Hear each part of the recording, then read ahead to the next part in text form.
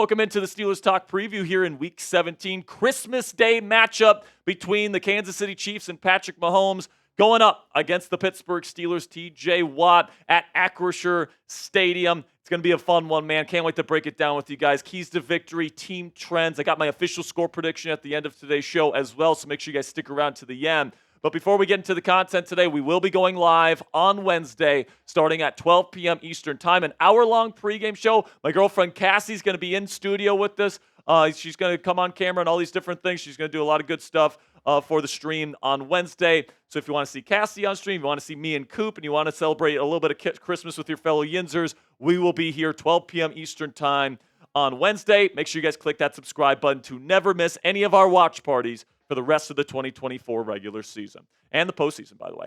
Okay, now let's get into the preview here. The 14-1 reigning champion Chiefs coming into the Burgh to the Steel City to take on the 10-5 Pittsburgh Steelers. And obviously now that there's a deadlock at the top of the AFC North, the Steelers can neither clinch nor be completely out of the AFC North championship race this week. Now, a win would certainly go a long way, especially if the Ravens lose. But, the Steelers, this is kind of a placeholder game for that season finale against the Cincinnati Bengals. Now, let's go over the injuries here, where Joey Porter Jr. and Ben Skoranek probably doubtful, all right? They really haven't practiced. They haven't gone through walkthroughs. They have recent injuries. I don't expect either of those guys to play. Larry Ogunjobi's technically questionable, but he was a full participant in the walkthrough on Monday, so I do expect him to be on the field. Same thing with Deshaun Elliott and Dante Jackson. Now, Justin Fields is a little bit more truly questionable with an abdominal injury. And then, of course, George Pickens will be on the field on Wednesday pending a final checkup, according to Jerry Dulac of the Pittsburgh Post-Gazette. Now, the Chiefs also have some injuries that they're dealing with right now. Chris Jones, their star defensive tackle, is questionable with a calf strain. With the Chiefs already sitting at 14-1, it's certainly possible they play it safe with Chris Jones on the short week. But then two of their potentially starting offensive tackles in DJ Humphries and Juwan Taylor are both questionable. Humphries has a hamstring. Juwan Taylor has a knee. And then, of course, two of their receivers, Rashee Rice, is out for the season with a knee injury. And then Mecole Hardman is out until at least next week, still on IR with a knee injury as well. So the Chiefs' results so far this season: 9 straight wins to start the season, man. Just a really, really good start to the year, winning a lot of close games. And as you guys can see here, not a lot of blowouts, right? The Chiefs have not scored 31 points in an entire game this year, and the one loss that they had was against Buffalo on the road by a final score of 30-21, and then they've won 5 of their last 5 games, all right? So they're a perfect 5 for 5 since losing to the Bills, but they honestly haven't been playing like really good teams like the Browns, the Raiders, the Panthers, and honestly, they're not beating them by all that much. Like the Browns defense handled Mahomes pretty well in Week 15. The Raiders probably should have beat the Chiefs. I believe it was on the Black Friday game, and then the Panthers almost beat them as well. So even though the Chiefs are winning, they're not winning big. They're playing a lot of close games, and they're not scoring as many points as they have in recent years. So you take a look here at what you can expect schematically from the Kansas City Chiefs. Andy Reid is 142-52 as the head coach of the Kansas City Chiefs. All right, that is enough for an entire career for a head coach, let alone just with one team. Andy Reid is one of the longest tenured head coaches in the league. He's one of the best head coaches in the history of the league, one of the best offensive minds in the history of the league. He's the offensive play caller. Matt Nagy relays the plays, but it is his offense. They run a modern pro spread style of offense. And then on defense, Steve Spags, man, he is one of the best defensive minds in football as well. He plays a very aggressive 4-2 bump and run style of offense. So lots of man coverage, lots of exotic pressure looks, lots of press coverage. So expect to see a very aggressive Kansas City defense on Wednesday afternoon. So let's shift over to the offense here and the key pieces that you need to be watching out for. Obviously, the Patrick Mahomes and Travis Kelce connection is something to keep tabs on. Isaiah Pacheco is a really good running back that recently came back from injury. DeAndre Hopkins and Hollywood Brown are 2 receivers to definitely keep your eye on as well. Then Noah Gray is another guy to keep your eye on here because he has had a really, really good season as the backup tight end to Travis Kelce, and they've been working him in more and more. So take a look at the team trends here this season. The Chiefs offense, it's pretty good, and they're very good on third down. That is what they're known for, but the yards per play efficiency is not really there this year. They're sitting at 24th, and in the red zone, they're not scoring a lot of touchdowns in the red zone as they usually do. They're 26th in the red zone this year, But because they're so good moving the football on third downs, moving the chains, situational football, they are sitting at 11th in scoring offense right now. They don't turn the ball over all that much either. So for a Steelers defense that really relies on turning the football over, that might be an issue. I think the Steelers defense needs to do a good job stopping them on third down, stopping them in general. They're 12th in yards per play allowed, and they're still in the top 10 in points per game despite a little bit of a skid on defense these last 2 weeks against Philly and Baltimore. So the points per game trends here for both of these units here. The Chiefs are scoring 23.7 points per game this year, and the Steelers defense is giving up 19.9 per game this year.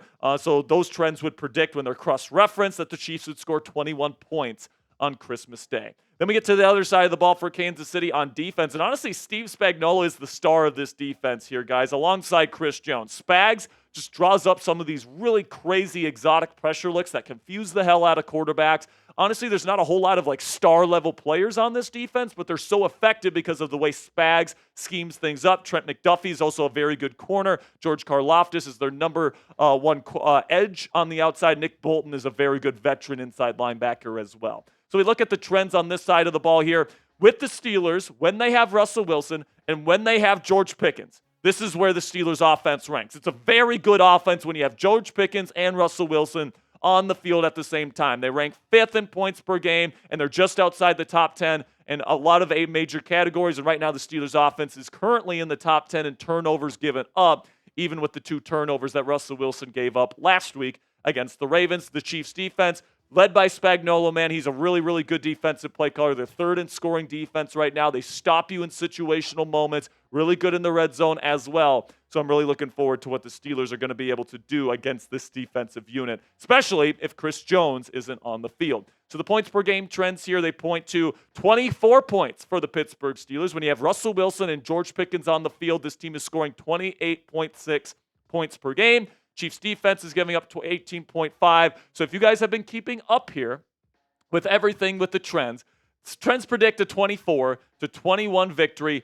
for your Pittsburgh Steelers on Christmas. Now that might shock you because the Chiefs are the number 1 seed in the AFC. They've got just 1 loss, but the Steelers have been struggling as of late. But if you take the trends for what they are right now, Steelers are expected to win this football game 24-21. Now, still to come here on the Steelers Talk Preview, keys to victory versus the Chiefs. I got 5 of them for you guys today. Also got my Patrick Mahomes scouting report to share with you guys. And then I got my Week 17 score prediction. So make sure you stick around to the end of the show where I reveal what I think the final score will be. But before we get into that, let's have a word from our sponsor here at PrizePicks. And PrizePicks is the best place to get real money sports action all on your phone this football season. With over 10 million members and billions of dollars in awarded winnings, PrizePicks has made daily fantasy sports accessible to all. You just pick more than or less than on 2 players for a shot to win up to 1,000 times your cash. Run your game all season long on PrizePicks, America's #1 daily fantasy sports app. PrizePicks puts their members first, so all withdrawals are fast, safe, and secure.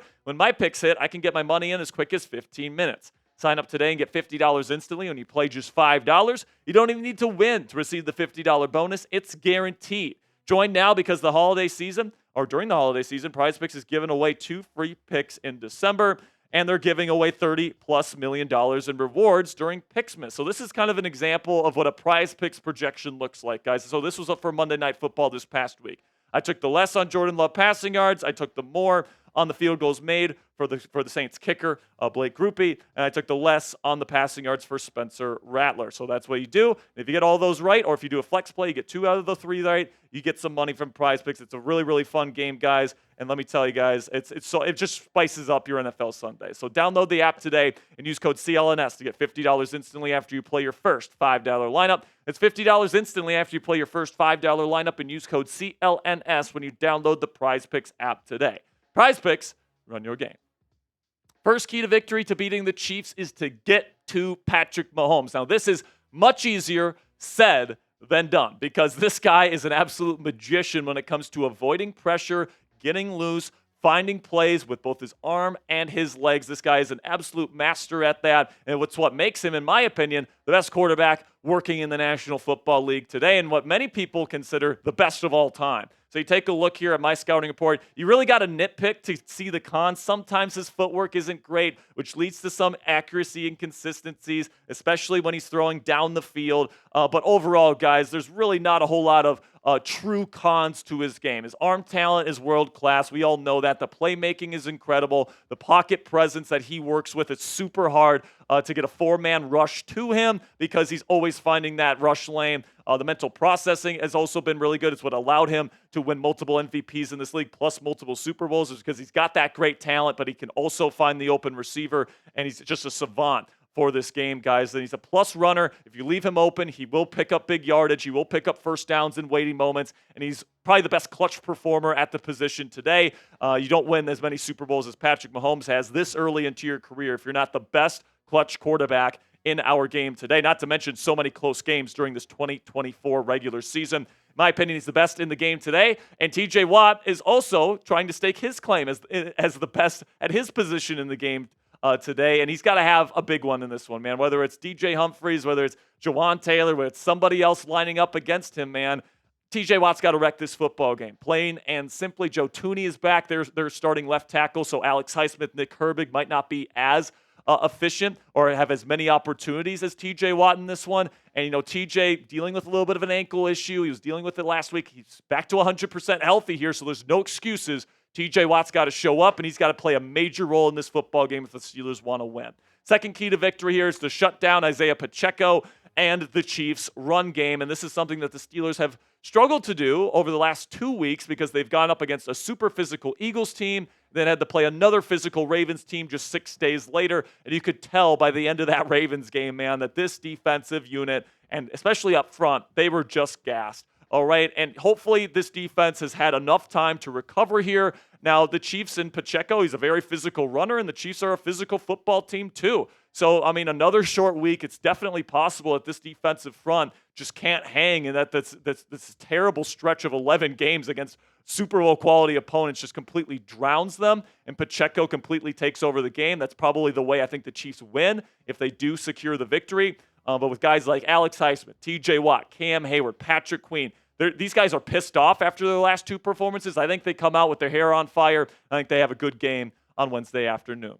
Also, on offense here, shifting now to the offensive side of the ball, you got to get back to cooking if you are Russell Wilson and the Steelers offense. And with George Pickens slated to be back this week, you got to try to get that deep passing game going again to put the rest of the NFL on notice before you play in the postseason. And you also have to try to build off the run game that you had against the Baltimore Ravens back in Week 16. I thought that they did some good things back in Week 16 against the Ravens, where Jaylen Warren was doing some good stuff. You also had Najee Harris getting some good gains as well. Jaylen, in particular, was really good as a dual threat, both as a rushing threat and as a receiving threat. So, working off of that momentum that they had in the Ravens game will be important as well. And with George Pickens back on the field, as we discussed earlier, guys, I think that's going to make a major difference. It's going to be back to business on offense here in Pittsburgh. Another thing that you got to do is protect the football. Now, I'm not necessarily worried about this, guys, because you do look at the Steelers and what they've done this year in terms of protecting the football. They're one of the best in the game. Russell Wilson has a top 5 interception percentage in the history of NFL football. All right, he was leading the league in turnover-worthy play percentage before that game against the Baltimore Ravens. I don't expect those 2 bone-crushing penalties that he had against the Ravens to be a normal thing, especially down the stretch. So I do think the Steelers will do a good job protecting the football. If they don't do so, you can pretty much chalk this one up as an L. Then the final key to victory here is to make the play in the fourth quarter. These are 2 teams, in the Kansas City Chiefs and the Pittsburgh Steelers, that like to play close. They like to keep the game close. They like to, maybe not score too many points, but they want to really shorten the game. They want to control the line of scrimmage. They want to control the time of possession, and they want to choke you out, essentially, all right? So it's going to be close in the fourth quarter, and there's going to be a play to be made, whether that's a TJ Watt strip sack fumble, whether that's a big touchdown drive from Russell Wilson to George Pickens,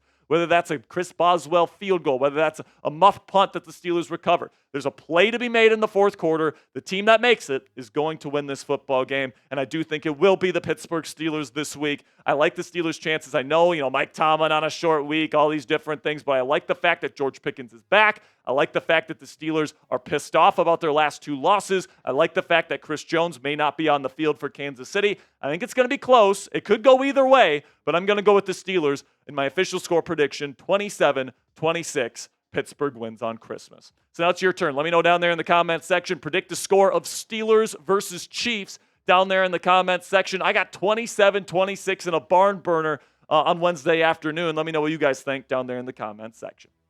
That'll be it for this week's preview, guys. I really do appreciate all of your guys' support. Make sure you click that subscribe button because on Wednesday, Coop and I were going live, and Cassie, by the way, we're going live 12 p.m. Eastern time for this week's Steelers Talk live watch party for Week 17. Hopefully, the Steelers can get a win for us on Christmas.